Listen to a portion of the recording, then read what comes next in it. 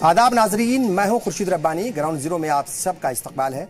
किसी भी मुल्क की दारुल हुकूमत यानी राजधानी और उसके आसपास का इलाका उस मुल्क का सियासी, समाजी, माशी, सकाफती और इंतजामी निज़ाम का मरकज होता है। देखा जाए तो किसी भी मुल्क की राजधानी उस मुल्क का आईना होती है। दुनिया का हर मुल्क अपनी राजधानी का ख्याल बेहद संजीदा तरीके से रखता है, लेकिन आज हमें यह कहते हुए बेहद अफसोस हो रहा है कि भारत की दारुल हुकूमत का जो निज़ाम है उसे हमारी हुकूमत और इंतजामिया शायद बेहतर तरीके से नहीं रख पा रही है। और ये हमें क्यों कहना पड़ रहा है, इसे कहने के पीछे भी एक बड़ी वजह है और उस वजह को जानने के लिए आज आपको हमारी ये रिपोर्ट जरूर देखनी चाहिए। बहरहाल इस रिपोर्ट पर हमारा तज्जिया होगा और साथ ही आपको बताएंगे कि आज रात 11:54 से शुरू होगा सदी का सबसे लंबा और मुकम्मल चांद ग्रहण और जीएसटी दर घटने से आज से कई जरूरी अशिया हो गई हैं सस्ती। साथ ही आपको बताएंगे कि आज ही के दिन सीआरपीएफ एक्ट किया गया था नाफिज। तो आइए सबसे पहले देखते हैं दिल्ली, मुंबई, एनसीआर और दूसरे बड़े शहरों की बड़ी बड़ी इमारतों में रहने वाले लोग हाई फाई लाइफ स्टाइल के लिए कई बार करोड़ रुपए खर्च कर देते हैं, लेकिन असल में कुछ करप्ट अफसरों के लालच की वजह से वो अपनी जान दांव पर लगा बैठते हैं, जिसकी बानगी गाजियाबाद की वसुंधरा कॉलोनी में देखने को मिली, जिसकी ग्राउंड रिपोर्ट आज आपको जरूर देखनी चाहिए।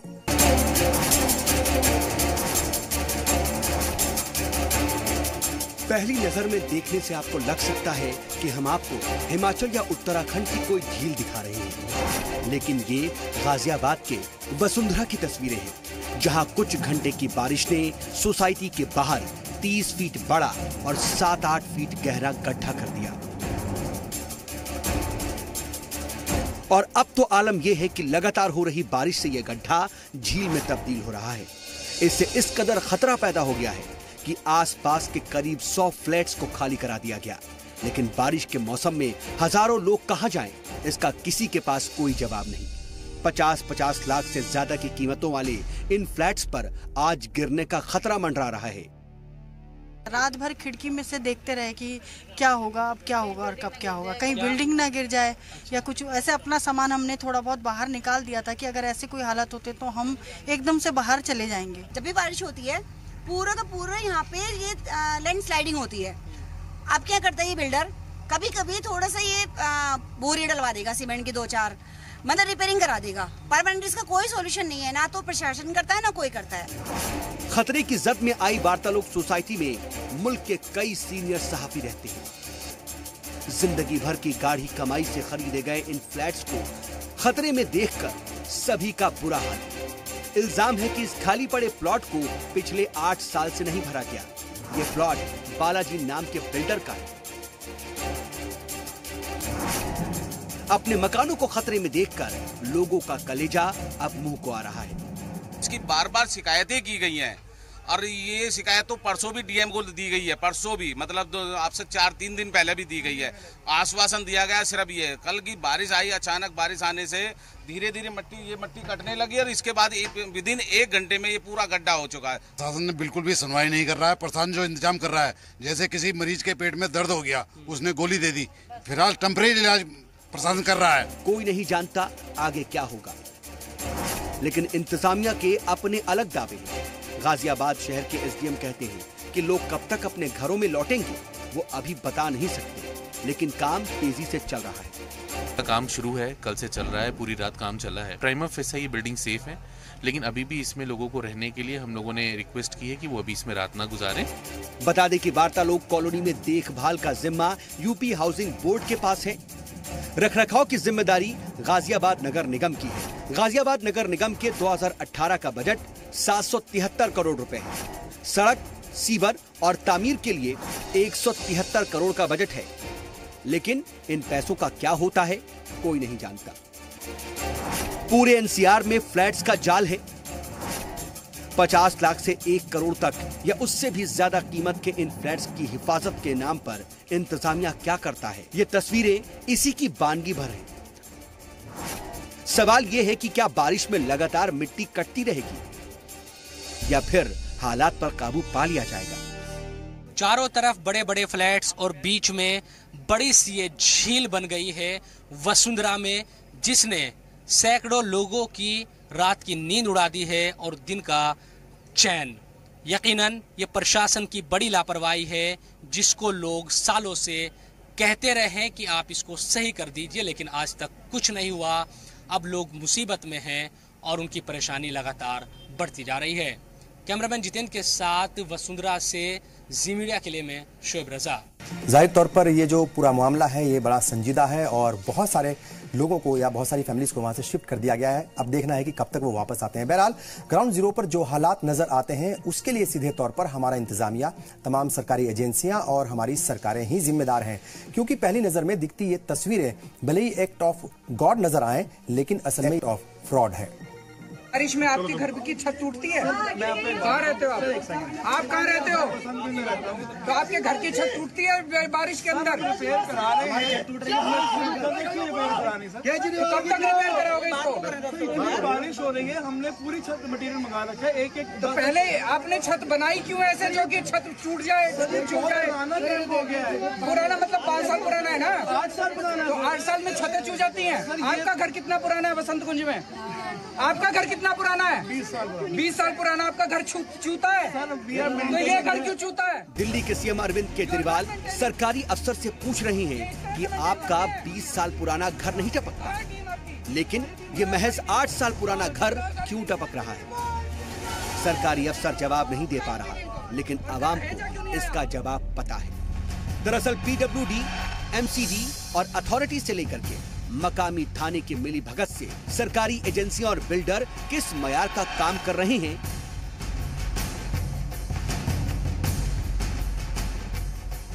ये हालिया दिनों पेश आए हादसों से समझा जा सकता है। बीते दिनों में ग्रेटर नोएडा के शाहबेरी, गाजियाबाद के मसूरी, दिल्ली के पुरानी दिल्ली इलाके से लेकर मुंबई के भिवंडी, यूपी के आगरा, कानपुर और तमाम दूसरे जिलों में हुए हादसे मकामी इंतजामिया की बड़ी लापरवाही का वाज़ेह सबूत है।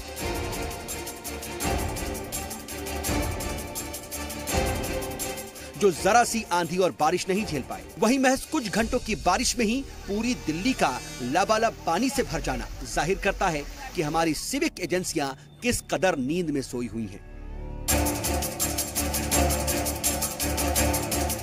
आलम एनसीआर यानी दिल्ली से लगे नोएडा, गाजियाबाद, गुरुग्राम और फरीदाबाद का भी यही है। गाजियाबाद की वार्तालोक सोसाइटी में सड़क में बना ये जानलेवा गड्ढा हो या एनसीआर भर में बनी तमाम बड़ी बड़ी सोसाइटियों के लॉन और पार्किंग में भरा पानी हो, ये सब कुछ करप्ट सिस्टम की पोल खोलने वाला है। लेकिन अफसोस ये कि ये सब कुछ उन कारस्तानियों का नतीजा है जो सालों साल इंतजामिया और सरकारी एजेंसियों के मिली भगत से अंजाम दी जाती रही है। यहाँ ये बहाना भी गलत है कि पुराने शहरों को ठीक नहीं किया जा सकता, क्योंकि आजादी के बाद प्लान तरीके से बनाए और बसाए गए शहरों में भी वाटर लॉगिंग की ऐसी ही दिक्कत है। चंडीगढ़ और ग्रेटर नोएडा इसकी मिसालें हैं।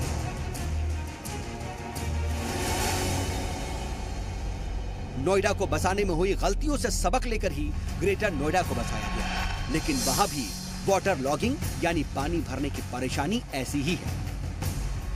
वहीं चंडीगढ़ को भारत का सबसे प्लान शहर माना जाता है, लेकिन वहां भी हालात ऐसे ही हैं।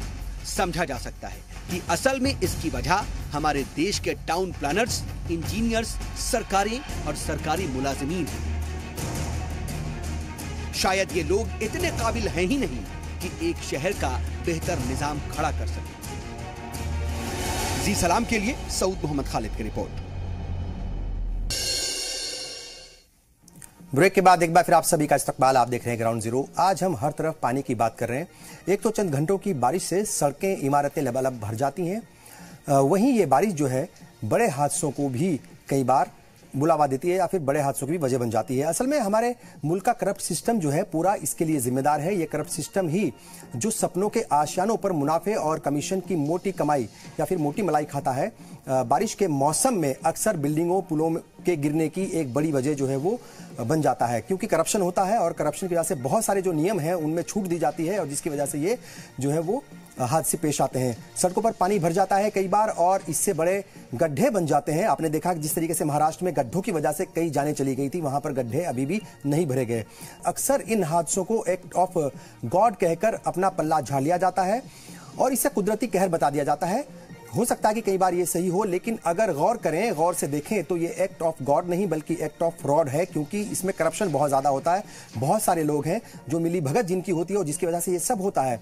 Town and country planner, PWD, नगर निगम, सिविक एजेंसियां और बिल्डर अपना अपना काम ईमानदारी से नहीं करते, और जिसकी वजह से जो बिल्डर हैं उनका करप्शन है, जितनी भी एजेंसियां ये बताई हैं उनके करप्शन की वजह से ही इस तरह के हालात पैदा होते हैं। और सड़क जो है उनके धंसने की चीज़ें, कई बार सड़क धंसने की खबरें आती हैं, और कई बार ये भी बात होती है कि कैसे अलग अलग जगह बिल्डिंग्स गिर गई हैं। आपने देखा था कि नोएडा के अंदर भी शाहबेरी में कैसे वहां पर इमारत गिर गई थी और कई जानें चली गई थी। तो जाहिर तौर पर अगर करप्शन नहीं होगा तो इस तरह की चीज़ें जो हैं वो ख़त्म हो सकती हैं। और अगर हम बात करें प्लानिंग की, तो सोसाइटी का जो बनना है और जो बिना प्लानिंग की सोसाइटी है वही ऐसे हादसों को दावत देती है। यानी अगर प्लानिंग नहीं है सही तरीके से तो उसकी वजह से ये तमाम चीजें जो है वो फिर सामने आती हैं। बहुत सारी वजूहात है, बहुत सारी चीजें हैं और बहुत सारी चीजें ऐसी हैं जो जिम्मेदार हैं। ये भी सच है कि बिना सबकी मिली भगत के ऐसी तामीरात जो है वो हो रही हैं, और उनकी वजह से ही या उन महकमों के वजह से ही जो महकमों के अफसरान हैं और पुलिस अपना काम अगर ईमानदारी से करे तो शायद जो इलीगल कंस्ट्रक्शन है वो रुक जाएगा। लेकिन ऐसा होते वक्त ये सभी जिम्मेदार जो भी हैं अपनी आंखों पर कमीशन और मुनाफे की पट्टी बांध लेते हैं। यहाँ ये समझने की भी जरूरत है कि इससे नुकसान सीधे तौर पर जो फ्लैट बायर्स हैं उन्हीं को होता है, मतलब किसी और को नहीं होता है। सच्चाई यह है कि ऐसे मामलों में सबका हिस्सा बटा होता है, जिसे पहुंचाने के बाद फ्लैट्स और बिल्डिंग को बेहतर क्वालिटी का बनाने की गुंजाइश जो है वो बहुत कम हो जाती है।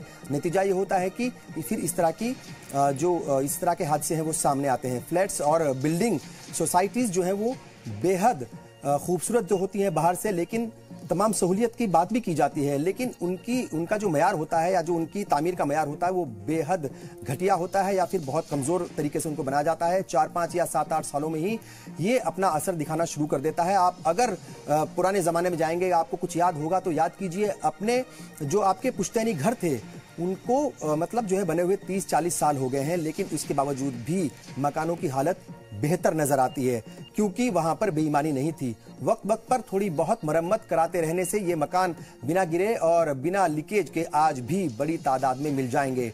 जैसा पहले कहा कि करप्शन नहीं है तो इसलिए मकान अच्छे बनते हैं, जहां करप्शन हो जाता है वहां पर ये तमाम चीजें जो है आ जाती हैं। जाहिर तौर पर इनकी तामीर की बुनियाद महज मुनाफा कमाने के लिए नहीं हुई थी, लेकिन आज के जो फ्लैट्स हैं कुछ सालों के अंदर ही, कुछ बरसों के अंदर ही सीलिंग से लेकर तमाम तरह की दूसरी परेशानियां भी वहां पर दिखने लगती हैं। वहीं हर बारिश के बाद लबालब भरी सड़कें भी हमारी सरकारी एजेंसियों की नाकामी की दास्तां जो है वो बयान करती हैं। वैसे यहाँ ये बहाना भी ठीक नहीं है कि पुराने शहरों को ठीक से नहीं किया जा सकता या ठीक नहीं किया जा सकता, क्योंकि आज़ादी के बाद प्लान तरीके से बनाए गए या बसाए गए शहरों में भी वाटर जो लॉगिंग है उसकी जो प्रॉब्लम है वो देखने को मिलती है। अगर हम चंडीगढ़ की बात करें, चंडीगढ़, ग्रेटर नोएडा, इसकी बड़ी मिसालें हैं। नोएडा को बसाने में हुई गलतियों के सबक लेकर ही उससे ग्रेटर नोएडा को बसाया गया था, लेकिन वहां भी वाटर लॉगिंग जो है वो उसकी प्रॉब्लम है। कई बार पानी भरने की परेशानियां या दिक्कतें आज जब चंडीगढ़ को बसाया गया था तो वो उसको कहते हैं कि वो भारत का सबसे प्लान शहर है, प्लान सिटी है, लेकिन वहां पर भी हालात ऐसे ही हैं। समझा जा सकता है कि असल में इसकी वजह हमारे मुल्क के टाउन प्लानर्स, इंजीनियर्स, सरकारें और सरकारी मुलाजिमीन ही जिम्मेदार हैं। हमारे देश के लोग भी इसके लिए कम जिम्मेदार नहीं है, उन्हें भी कम जिम्मेदार नहीं ठहराया जा सकता। कुछ लोग नाजायज कब्जा करते हैं, चारों तरफ गंदगी फैलाते हैं और उसे अपना हक समझते हैं।